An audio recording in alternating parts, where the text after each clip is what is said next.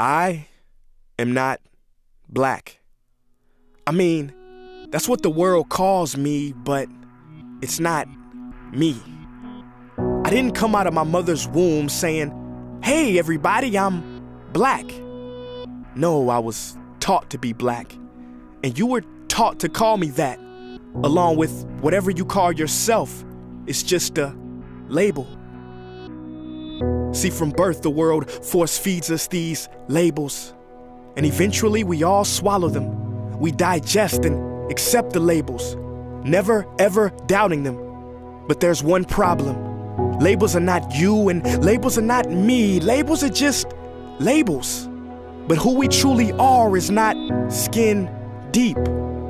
See, when I drive my car, no one would ever confuse the car for me.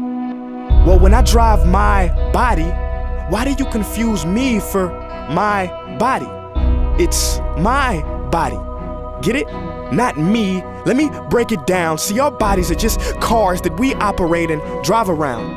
The dealership we call society decided to label mine the black edition, yours the Irish or white edition. And with no money down, 0% APR, and no test drive, we were forced to own these cars for the rest of our lives. Forgive me, but I fail to see the logic or pride in defining myself or judging another by the cars we drive. Because who we truly are is found inside. Listen, I'm not here to tell you how science has concluded that genetically we're all mixed and race in the human species doesn't exist, or how every historian knows that race was invented in the 15th century to divide people from each other and it has worked perfectly. No, I'm not here to lecture. I just want to ask one question. Who would you be if the world never gave you a label? Never gave you a box to check? Would you be white, black, Mexican, Asian, Native American, Middle Eastern, Indian? No, we would be one.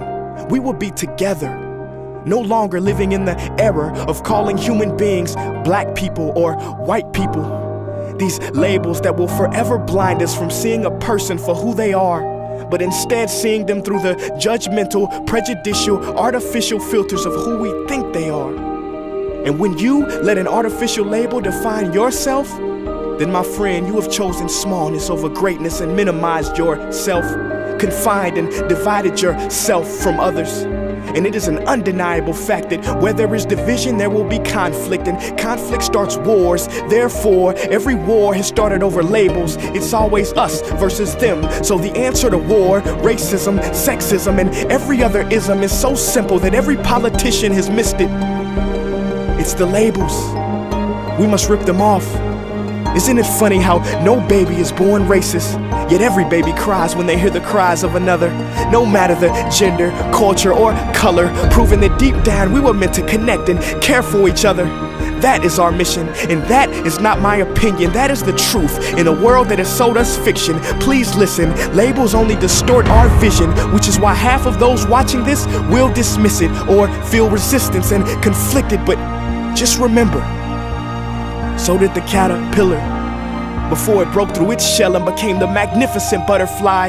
Well, these labels are our shells, and we must do the same thing so we can finally spread our wings. Human beings were not meant to be slapped with labels like groceries and supermarkets. DNA cannot be regulated by the FDA. We were meant to be free, and only until we remove them all and stop living and thinking so small will we be free to see ourselves and each other for who we truly are.